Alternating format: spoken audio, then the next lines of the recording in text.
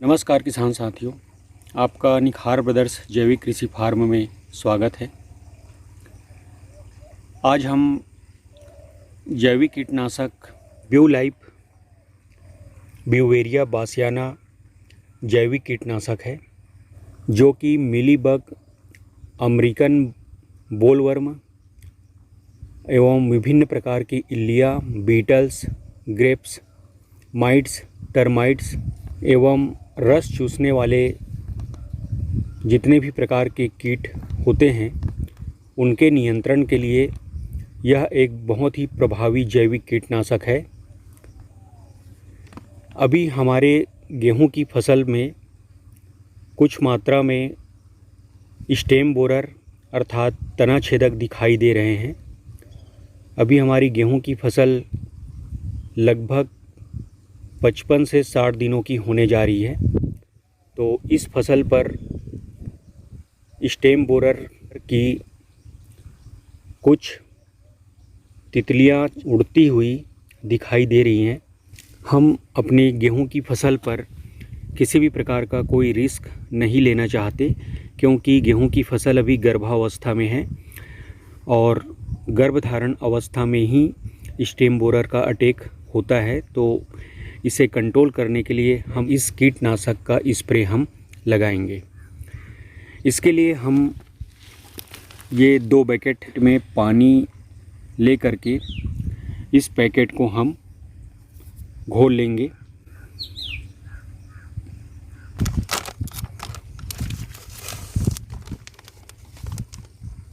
ये powder form में होने की वजह से बहुत आसानी से घुल जाता है।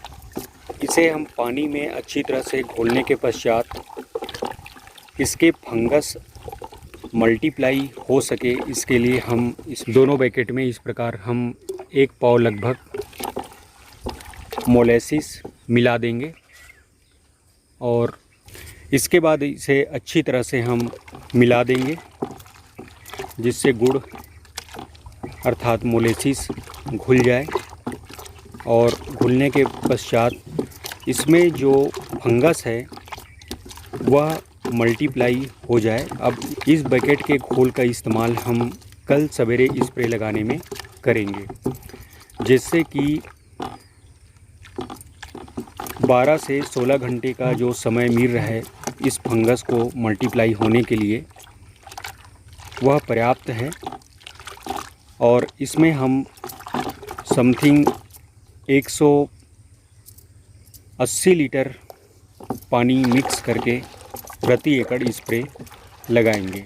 इस जैविक कीटनाशक का स्प्रे जब कीट के बॉडी पर पड़ता है तो आप ये फ़ोटो में देख रहे होंगे, यह फफूंद उसकी बॉडी पर पूरा डेवलप होने लगता है, उगने लगता है।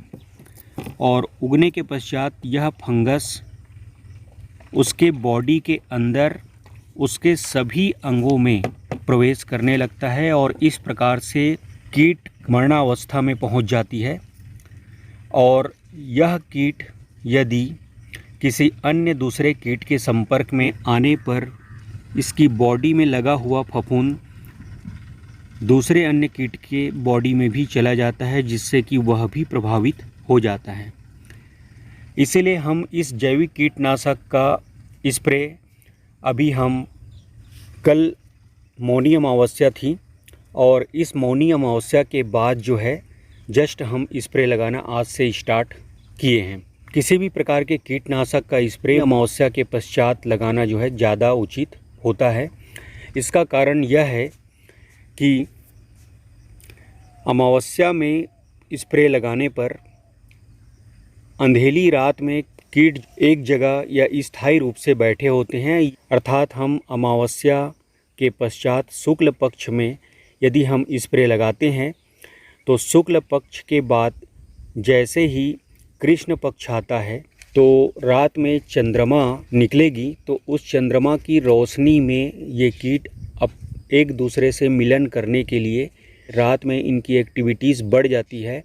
और ये एक दूसरे से मिलने की वजह से जिन कीटों पर इस जैविक कीटनाशक का स्प्रे नहीं पड़ पाया है, तो उस कीट पर ये फंगस जो डेवलप होते रहते हैं उसकी बॉडी में, वो फंगस भी अन्य सामान्य कीट जिनकी बॉडी पर जैविक कीटनाशक का स्प्रे नहीं लग पाया है उसकी बॉडी में भी वो स्थानांतरित हो जाता है, अर्थात उसकी बॉडी में भी फैलने लगता है। और इस प्रकार अमावस्या के लास्ट में और इधर पूर्णिमा के स्टार्टिंग में, अमावस्या के लास्ट में स्प्रे लगाएं या अमावस्या के अंत में, और इसके बाद में पूर्णिमा के स्टार्टिंग में इनका मिलन स्टार्ट होता है। और मिलन स्टार्ट होने पर ये फंगस एक कीट से दूसरे कीट की बॉडी में कंटिन्यू फैलते जाते हैं और फैलने की वजह से जो है सभी कीटों पर इनका प्रभाव दिखने लगता है। ये कीट इस अवस्था में इस प्रकार से आ जाते हैं और पूर्णतः ख़त्म हो जाते हैं। तो ब्यूवेरिया बासियाना का या फिर मेटाराइजियम या मेटाराइजियम एनिसोप्ली और वर्टिसियम लेकानी, इन सभी वायरस का जो प्रभाव है या जो कार्य है वो इसी प्रकार से होता है। ये 2 एकड़ के लिए ये मटेरियल, ये घोल तैयार किया गया है। इसे हम अपने ट्रैक्टर माउंटेन स्प्रे पंप में डाल करके पानी मिक्स कर हम फसल पर स्प्रे लगाएंगे। जैविक कीटनाशक ब्यूवेरिया बासियाना का स्प्रे लगाया जा रहा है। ये सोनामोती गेहूं की फसल है। इस फसल पर भी शाम को स्टेम बोरर अर्थात तना छेदक, जो कि पौधे के तना को छेद करके उसकी जो गभोत अवस्था में अंदर का जो मीठा तना होता है, कोमल तना, उसे वह खा देता है, काट देता है। इस वजह से पौधे के बीच के सेंटर का जो तना है वो सूखने लगता है। यही इसकी सबसे बड़ी पहचान है तना छेदक कीट का।